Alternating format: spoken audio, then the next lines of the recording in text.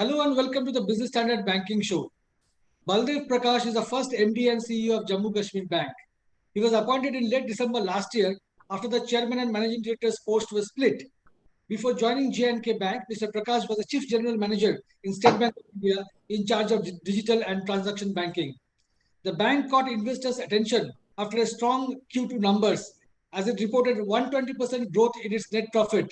Also, the gross NPA ratio fell below 8% after a gap of 7 years.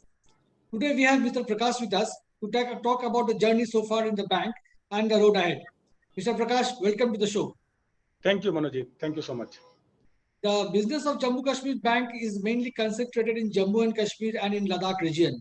Advances growth was 9% year on year till September this year. What kind of advance growth do you expect in the financial year? So, Manojit, as you have rightly said, the concentration of business as far as retail is concerned, that is mainly in J&K and Ladakh. That will continue growing at the pace which is growing. Rather, it will increase because the last 3 months are generally contributing better.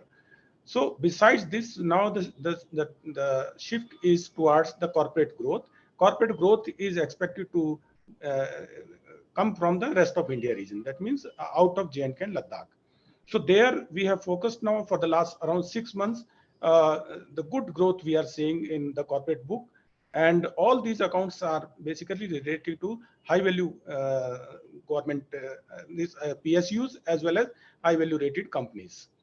So that will continue growing, and retail book will support from our home territory, and corporate book will support from the rest of India region. With this strategy, we are hopeful of achieving this credit growth of around 15 to 18% somewhere by the end of this year. What is the proportion of loans that are from the region and rest of India? What is the bifurcation?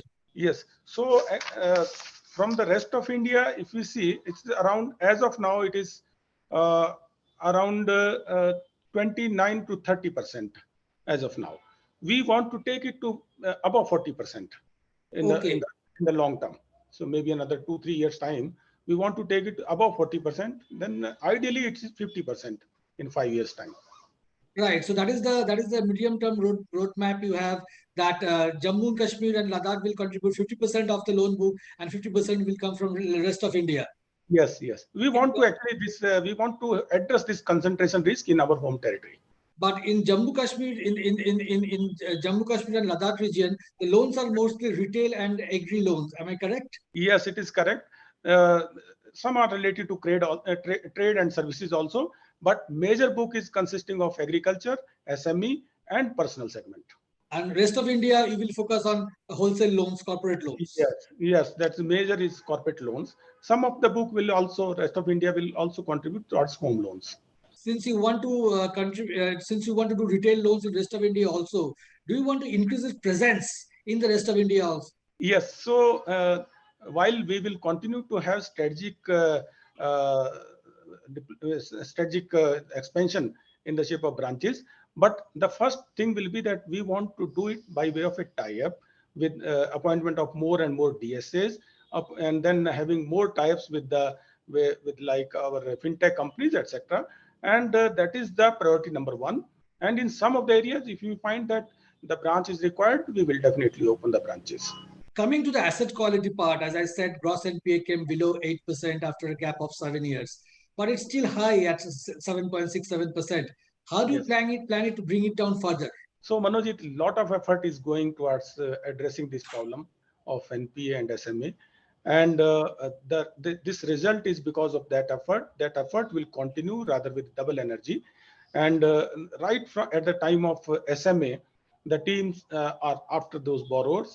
And we are trying to reduce the SMA itself below 5%, that probable NPAs below 5%, and want to bring it below the industry levels.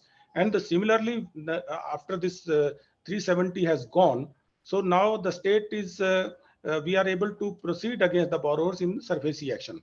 So those actions we are taking very, very strongly, and rather all type of recovery actions are now going. And because of that, you see the good things are happening in our NPA portfolio. And this is just a start, I'm telling you.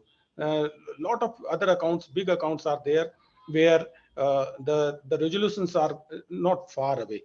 And this book will be, NPA and SMA portfolio of this bank will be one of the best. That is what I can assure you. Do you have a number in mind where you see your gross NPA, net NPA by the end of the current financial year? Yeah, so for this year, I'm looking around 6% by March 23. But in the say another 3 years down the line, it will be definitely around 3%, 4%, this range. And net NPA will continue to be below 2%, around 2%. Slippages were elevated in the second quarter itself. Do you see slippages to come down in the coming quarters? Yes. So actually, as you know, we had a migration from Pinnacle 7 to Pinnacle 10, and these slippages were basically from the running accounts. These are the open running accounts from the government employees. So that was mainly because of this technical problem we were having, because that interest was to be served by them, by the employees, which was not getting served. And now that problem we have resolved. We have put the hold on the salary. When the salary is coming, the interest will be served, and then rest of the amount the borrower will be able to use. So hopefully this problem is past us as of now. So you are saying the technical issues of since you upgraded the software is a thing of past. That is a thing of past. Now we have identified the problem, and we have addressed that problem. So from the month of January, if you see, you will find the positive surprise as far as slippages are concerned. The bank was also planning to sell 900 crore of bad loans to NARCL. Uh, Yes. is there any progress on that respect? Yes, it is quite on advanced stage. I think we have now 4 accounts where visibility is now there. So we are expecting by March 23, at least these 4 accounts amounting to around, I think this comes to be around 300 crores. So this, we are confident that they will be definitely settled. And going forward, we have around 900 plus book that will be, I think will be settled going forward, maybe another 6 months time. Now, coming to capital adequacy ratio, the capital adequacy ratio was below 13% at around 12.86%. Given Yes. the kind of growth you are looking at, 18% growth, Yes. is there a plan to raise Tier 1 equity capital? Yes. So as of now, yes, you are right. Our capital adequacy is 12.86% as on September. Uh, but this is excluding the half yearly profit. If you see, the impact of that will be around 55 basis point. So we are already about 13% as of now. Then we are expecting a good value unlocking because of the provisions on NPAs, because of the recovery, obviously, and better interest income and moderation in the employee and other costs, which you might have observed.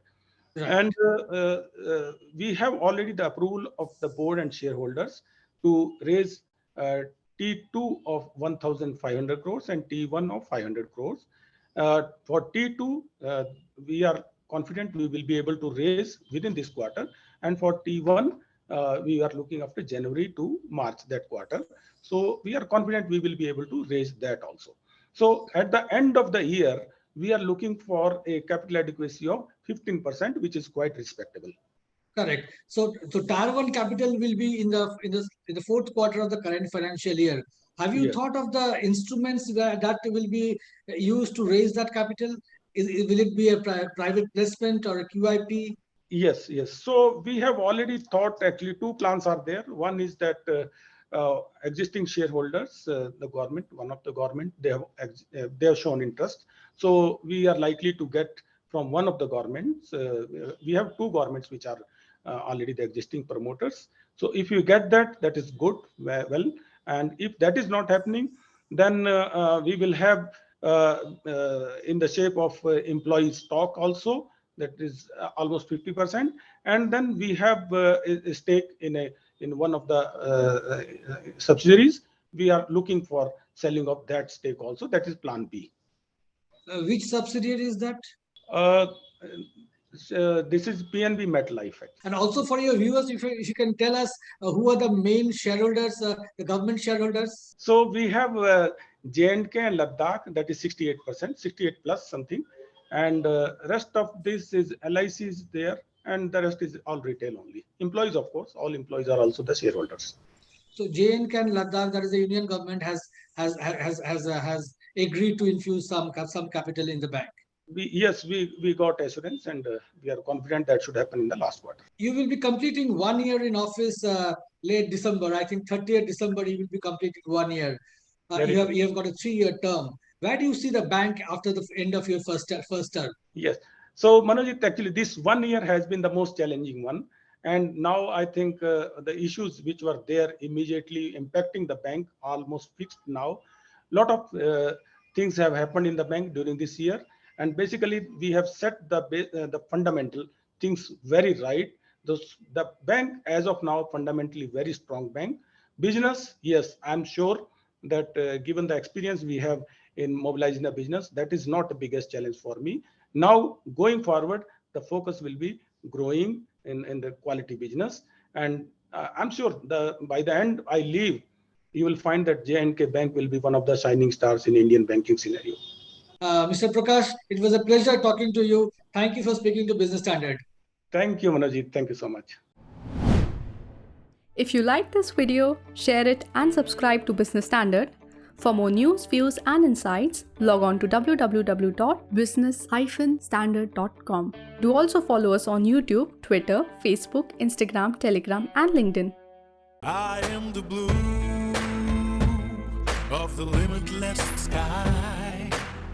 I am the inspiration that led success soar high. I will achieve, I will fly high. I am the I in SBI. I'm backed by the nation's trusted bank, SBI, the banker to every Indian.